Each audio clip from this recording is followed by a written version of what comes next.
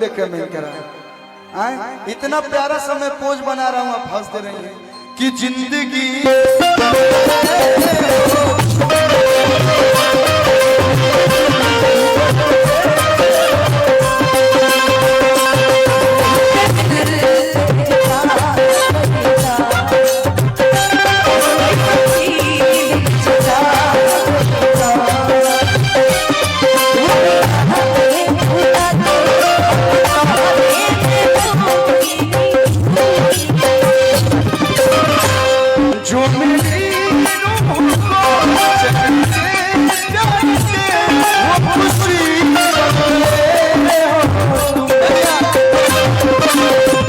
अब हमारे सब भाई गया सब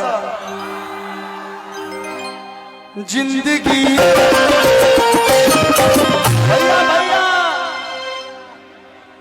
जिंदगी अब झेला ना चचो कहते रहे जिंदगी कतना लोग के जिंदगी बनब कि जिंदगी डिस्टर्ब हमारा कहते लोग इनका कहते ना ना इनके लिए गाओ पगला कि जिंदगी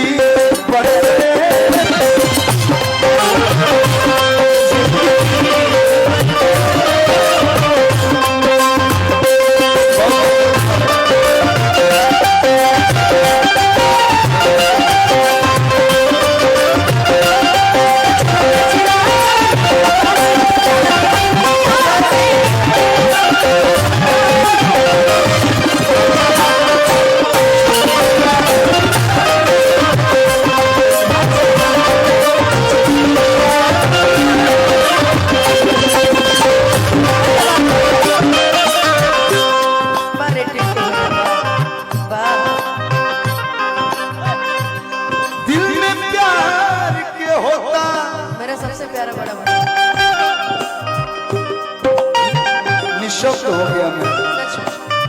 ठीक ना गावा मेरे दोस्त नहीं मैं ले लिया हूँ दिल में प्यार के होता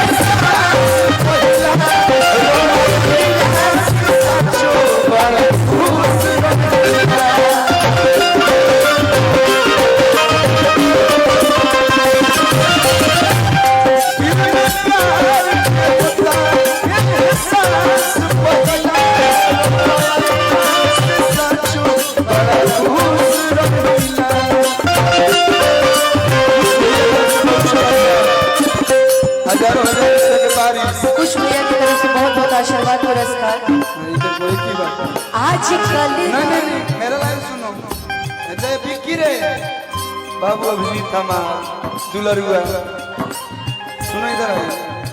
हो चल धीरे धीरे तू खास होत बारू जय दिल के पास होत बारू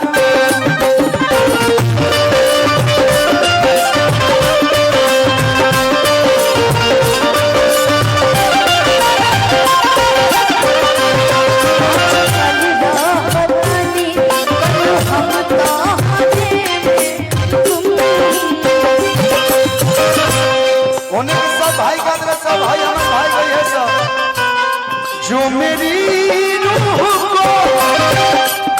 चैन दे प्यार दे वो खुशी भैया भैया थोड़ा सा हमारे भाई सब सुरीले हैं जो मेरी रूह को चैन दे प्यार दे वो खुशी बन गए जिंदगी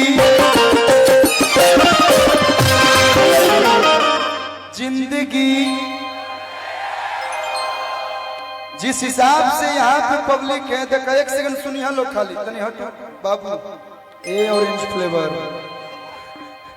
जिंदगी बुझाता करिए यह समरिए सब भैया है ना साहब जिंदगी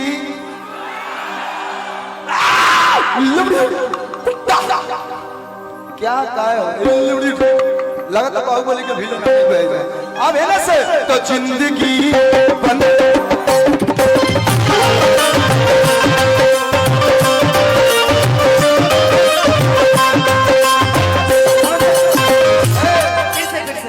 भाई हमारे तरफ कहीं से बोला सके एकदम शाहरुख खान लगा हम हाथ फैला देनी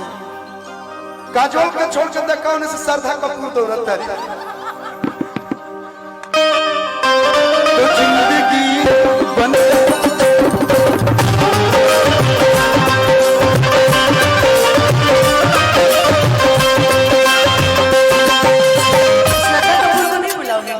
हाय आज तक काट देती गुदरी गुदरी काट दे बोगे